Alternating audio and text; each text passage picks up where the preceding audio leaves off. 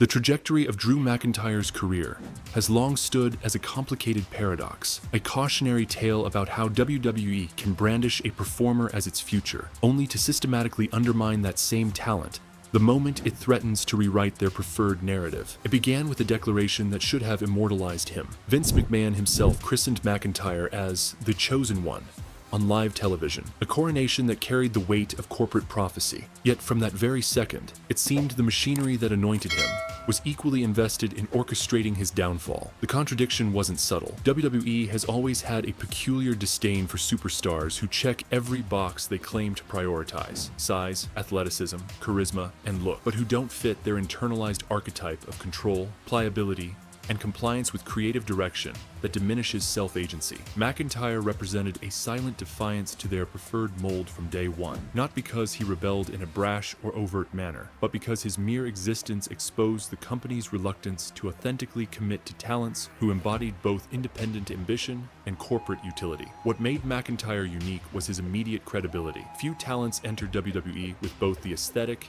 and in-ring polish that he possessed. A 6'5" frame, an undeniable Scottish gravitas, and an ability to work seamlessly with both high flyers and power wrestlers should have made him the foundation of the main event scene for years. But WWE, by design, resents talents who don't owe their rise entirely to the WWE system. Despite coming into the company young, McIntyre had already cultivated a sharp wrestling IQ on the European independent circuit. To WWE executives, that independent seasoning wasn't an asset, it was a threat. They have always been wary of talents who can get over without their promotional manipulation. The mere idea that McIntyre didn't need to be fully molded from scratch in Florida Championship Wrestling, the precursor to NXT, planted an early seed of distrust. Even at the height of his first push, McIntyre's feuds were conspicuously mid-card. The Intercontinental Championship was handed to him in a bid to mask the company's uncertainty of how to book him long-term. That title run, while respectable on paper, slowly eroded his credibility. Matches with John Morrison and Matt Hardy were solid,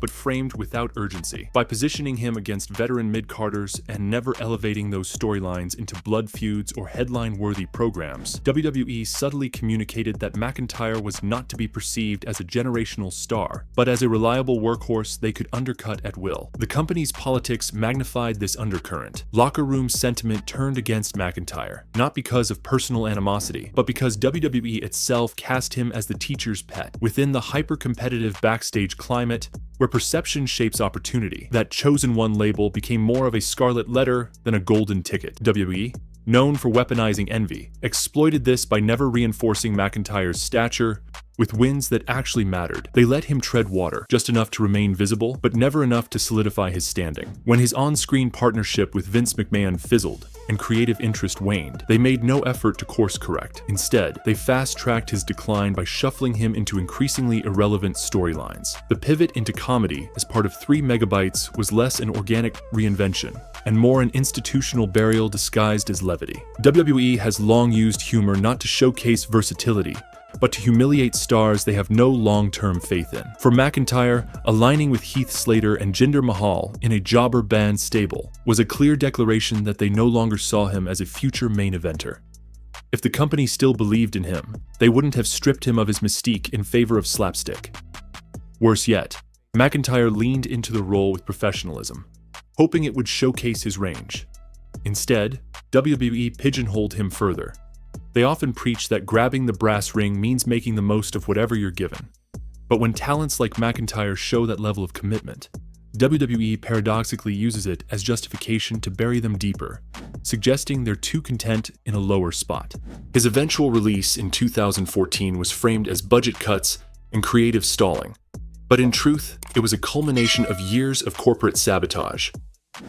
WWE had convinced themselves that McIntyre's fall was inevitable, rather than orchestrated. What WWE failed to anticipate was that McIntyre would use his exile as a renaissance. His run in Impact Wrestling, ICW, Evolve, and various other promotions displayed a reinvented, world-traveled gladiator who matured both physically and psychologically. In most cases, WWE relishes reclaiming former stars who rebuilt their names externally. However, in McIntyre's case, his success outside their umbrella only intensified their resentment. It wasn't just that he got better, it was that he got better without them. He didn't need WWE's infrastructure to reach main event caliber. That independent evolution clashed with their internal culture, which values ownership over talent autonomy. Unlike Roman Reigns or Brock Lesnar, whose reigns were fortified with personal vendettas and myth-making segments, McIntyre's matches were transactional. When live crowds returned, WWE's booking of McIntyre only worsened. He was cast as the perennial almost man, consistently in title eliminators or contender matches, but rarely in actual championship victories. Their formulaic presentation of him with a sword and kitschy Braveheart motifs trivialized his character. WWE used his heritage not to enhance his aura, but to stereotype him.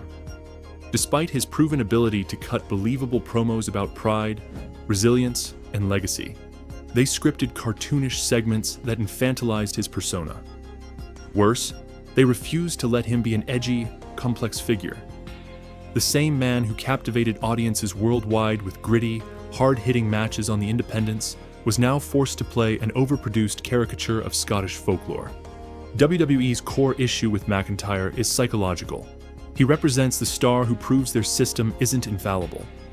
His growth outside their jurisdiction humbles their inflated sense of creative omnipotence. Even as he checked all their boxes, his ability to thrive elsewhere reminded executives that talent doesn't exclusively belong to WWE's performance pipeline. Historically, WWE has punished such talents. Drew Galloway in Impact, Cody Rhodes in AEW, and even Matt Hardy in ROH all face subtle, institutional roadblocks upon returning. McIntyre, by becoming a polished main eventer without their constant oversight, reopened that wound. Their mistreatment has also been tactical. By keeping McIntyre hovering in the upper mid-card without fully endorsing him as the face of the company, they ensured he remained useful but never indispensable. This control mechanism is one WWE has long favored. They did it to Cesaro, they did it to Wade Barrett, and they executed it on McIntyre with ruthless precision. The sword entrances, the constant Drew Day jokes, and the start-stop pushes weren't random. They were deliberate methods to cap his momentum so he never got too hot to renegotiate leverage against them. Perhaps most damning is how they handled his character evolution in recent years. Whenever McIntyre tried to shed the smiling, pandering babyface skin in favor of a morally gray, battle-hardened warrior, creative either stifled those angles prematurely or neutered them into bland compromises. WWE has long been uneasy with stars whose authenticity challenges the superficial tropes they market to casual audiences. McIntyre's real-life narrative, a man who overcame being fired, redefined himself internationally, and returned better, was too empowering a message for WWE to fully embrace because it contradicts their ethos that WWE alone makes superstars. As a result, his biggest matches have routinely been positioned to serve others' legacies. At Clash at the Castle, his first true home soil stadium main event, he was defeated by Roman Reigns after interference, an outcome designed more to extend Reigns' record-breaking reign than to reward McIntyre's journey. The visual of McIntyre singing with Tyson Fury post-defeat further trivialized what should have been a career-defining coronation. WWE has always had a knack for undercutting organic crowd favorites when it doesn't fit their long-term plan. And with McIntyre, they masked their reluctance with hollow platitudes about how he'll get his moment someday, while never earnestly booking towards that payoff. The contradiction of Drew McIntyre's placement within WWE's grand machinery became more glaring as the modern landscape of wrestling evolved around him. As AEW rose and international wrestling gained mainstream American relevance, the hunger for credible, world-traveled veterans who could speak authentically to different fan bases increased. McIntyre, in any other era or company, would have been positioned as the exact kind of anchor a promotion could proudly build around. Legitimate in-ring skill, media-friendly polish, and a real-life story of grit that audiences naturally gravitated towards. Yet WWE's insecurity about external validation tainted their ability to maximize what McIntyre offered. Instead of using him as a bridge between WWE's mainstream product and the burgeoning global fan appetite for work-rate-heavy, realism-tinged wrestling, they shoehorned him into stale formulas that catered to their outdated perceptions of what top guys are allowed to be. The misuse extended beyond booking decisions and bled into subtle, but consequential, corporate behaviors. When media outlets covered McIntyre's independent circuit success, WWE's in-house narratives barely acknowledged it. Documentaries, promotional packages, and commentary glossed over his world champion runs elsewhere, treating his post-release career as a vague period of rebuilding rather than a tangible era of dominance.